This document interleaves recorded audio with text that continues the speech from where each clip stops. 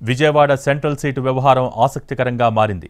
Sitting MLA Malladi విష్ణుకు ఈసారి ticket రాదని ప్రచారం జరిగింది. ఈ పరిస్థితుల్లో పున్నమి రిసార్ట్స్లో తన అనుచరులు, కార్పొరేటర్లతో మల్లాది విష్ణు సమావేశమయ్యారు. అయితే ఈ మీటింగుకు జానారెడ్డి, శైలజారెడ్డి డుమ్మా కొట్టడం హాట్ టాపిక్గా మారింది.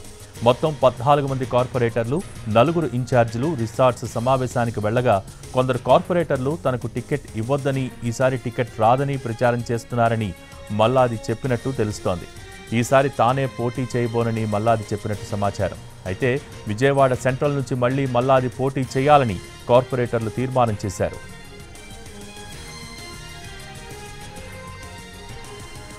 అయితే విజయవాడ సెంట్రల్ సీటు గురించి స్పందించారు మల్లాది విష్ణు. సీటు గురించి అడగాల్సిన పరిస్థితి తనకు లేదన్నారు. సీటు గురించి కార్పొరేటర్లతో సమావేశం పెట్టబోనని అన్నారు. సర్వేల తర్వాతే సీట్ల విషయంలో అధిష్టానం నిర్ణయం తీసుకుంటుందని అన్నారు మల్లాది. సీటు విషయంలో తనకు ఎలాంటి పిలుపు రాలేదన్నారు.